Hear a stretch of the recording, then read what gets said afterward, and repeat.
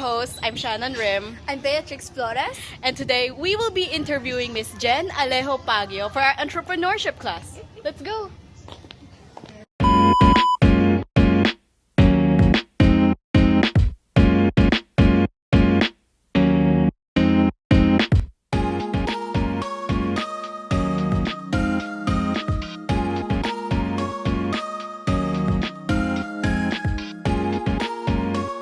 Good evening. Today we are with Jen Alejo Pagio, the owner of Gia's Drugstore. Hello po ma'am, how are you? And how's life been po ba para sa inyo? Sa ngayon, okay naman. Napapagsabay yung work sa yung business. Ay, okay naman. Buti naman po. So, start po tayo. So, for our first question po, can you please tell us a bit about your business and how it came to be? Nag-start kami sa Samal last 2014. Nag-decide yung asawa ko kasi galing din kami ng medrep. Medrep kami pareho. Tapos after nun, nag-resign kami. Nag-decide na pag-isipan namin ng botika. So nagtayo kami doon sa Samal. Ayun ang first botika namin. Tapos nitong nasarado siya nitong January 2024 na. Nung sasama? Last January lang. Sa Tapos nag-start naman tong Gia noong 2020. January din. So going 3 years na kami sa January. So, iniwan niyo lang po talaga yung nasasama? Bali, pinasalo namin sa iba kasi hindi na namin mapagsabay. Nag-work kasi ako. Nag-work ako, nag-start ako mag-nurse. Maging nurse. Oh, so you became a nurse? Yeah, kapapasa ko lang last year and then nag-decide ako mag-work sa hospital. Tapos, pangarap ko rin kasi yun, kaya mas pinili ko siya. Oo. Tapos, nag-decide kami isarado ang Samal kasi wala nang hindi maasikaso yung anak namin. Tapos, ito na lang yung tinira namin. Para, ano po. So, ano po yung Gia's Drugstore mismo? Paano po siya Nag-start? Nung yung pinsan ko kasi, dito talaga nag-work. Dati siyang may-ari ng De Guzman. Dati siyang med shop. And then, nabalitaan namin na isasara dahil binalita sa amin ng pinsan ko. So, sinalo namin. So, how did you come up with the name po? Pangalan siya ng bunso ko. Tapos yung sa Samal, Jed's Pharmacy, pangalan naman ng panganay ko yun. What are some of the biggest challenges you face when you're starting your business? Siyempre, budget, pera. Siyempre, di gagana ang isang botika kung wala kang budget. And then, dahil bago lang kami, siyempre wala pa kaming mga suki. So, kailangan namin mag-gain. Kunwari, kailangan namin itapat or ibaba yung presyo para mas mapuntahan kami. So, ayan lang po yung naging challenges nyo nung deliver nyo po. Ano pa ba?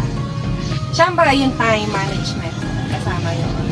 Marami din naman kami ibang ginagawa. Nag-aaral ang anak namin. Tapos, ako nag-work. Ayun, time management lang. Kalaunan, magagamay mo din naman. Sa una, mahirap. How do you overcome these challenges po? Ayun, na-overcome namin yun. Siyempre, team kami. Team kami mag-asawa. Hindi na kami kasama din yan. Magtutulungan kami. Partner kami. Malaki tulong din yung mga pinsan ko. Sila yung tumatao dito. Tapos, yung asawa ko, kung ano yung part kami kunwari mo sa kanya yung asawa. Sa kanya yung mga anak ko, mga pag-aasikaso. Tapos, minsan, kapag walang pasok ang mga bata, dito naman kami. So, dito sa butika mismo, paano ba?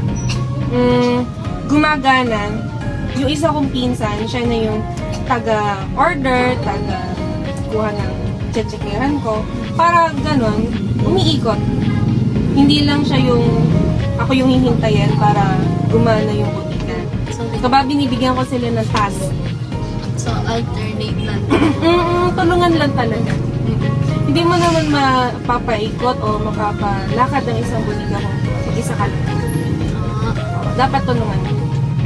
So, malaking parte yung mga pinsan ko, asawa ko. Hindi lang ako. Aside from a drugstore, did you have any other businesses in mind? Asawa ko meron, in future ba? Or ongoing? Kahit ano, Ongoing yung asawa ko. Kukolek. Nagbabayan, sell. Tapos ako nagkukul.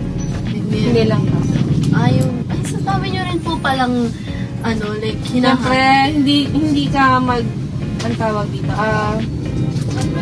kung gusto mong maging free, magkaroon ka ng freedom sa, yung freedom sa pag-gastos o makuha mo yung gusto mo para sa mga tao. Hindi ka lang magpo-focus sa isa. Kailangan mo yung mga sidelines sa ito. Madami ka pong kukuhan. Oo, yung maraming ang duduk ko wala po. Oo, kasi pag hindi naman araw-araw Pasko kung tawagin, hindi araw-araw malaki ang benta. Siyempre may matumal. Choose the path of being employed. Ano po? So employed ako ngayon. Pero mas nauna ako mag-business. Siyempre, nung bata tayo, di ba may mga pangarap tayo. Kaya ako kinuha yung nursing. Pero yung kasing kwento no, hindi ako agad pumasok kasi lang. So, nag-business muna kami. Kasi ito na yun ito na yung nasa harap namin mag-asawa. So, business. So, one day, parang naisip ako mag-take. Naisip ko yung course ko dati. Kasi gusto ko rin naman mag-nurse. So, tinry ko mag-take. Pumasa, pumasa naman. Tapos, ayun na. Nag-work ako ngayon sa BGH. Oh. Do you ask how much you enjoy and love your job po? Masaya, nag-enjoy. Paano ba? Paano mo masasabi? Siguro masasabi mo lang nag-enjoy ka sa isang ginagawa mo. Kapag, hindi ka naiinip, hindi ka nagre-reklamo, nagagawa mo best mo. Naman po ba mahirap i-handle yung pharmacy niyo po? Mahirap. Wait lang, Kasi nagiging issue talaga yung budget. Budget talaga yung mahirap sa buhay, no? Saka time management. Kasi ilang taon na rin naman na kami, nagamay ko na. So, Kung may improvement man, syempre lagi naman may improvement, din naman tayo perfect. Nagagawa naman ng paraan.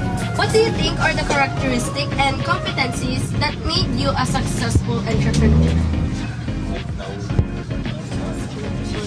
Siguro, naging matatag ako. Dahil sa pinagdaanan namin. Yung mga challenges, kunwari mo, unang benta namin doon, makwento ko lang. Unang bukas namin doon sa Saman. Ang unang benta namin is worth 2,000 lang. So, paano kami mabubuhay noon? Paano yung pambayad ng upa, kuryente, tubig, ganyan. So, gumawa kami ng paraan. Siyempre, lumapit-lapit ka sa mga munisipyo para makapag-supply ka. Ganun, natatanggihan minsan. Siyempre, masakit yun. Tapos, minsan mainit ang ulo mo kapag di mo mamimit ang benta na gusto mo para ma-push namin yung budita ka. Pero syempre, hindi kami sumuko, hindi kami huminto. Nagbunga. Nag-supply kami sa munisipyo. Hanggang sa, yun, paulit-ulit na. Okay na. Pwede rin po pala lumapit sa mga munisipyo dun sa pag-business. Oo. Para makapag-supply ka. Another, kasi income.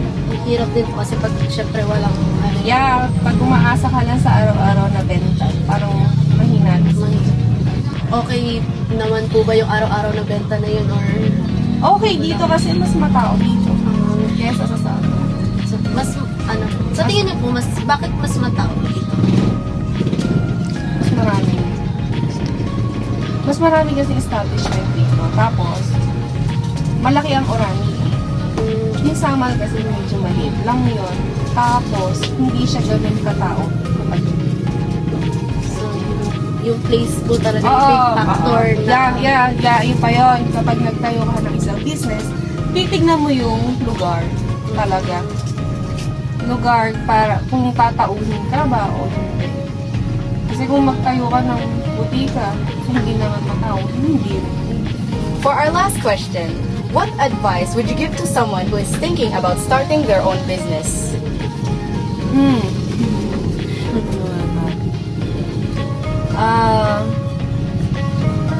Maging matatag sa mga pagdadaanan ng challenges katulad na.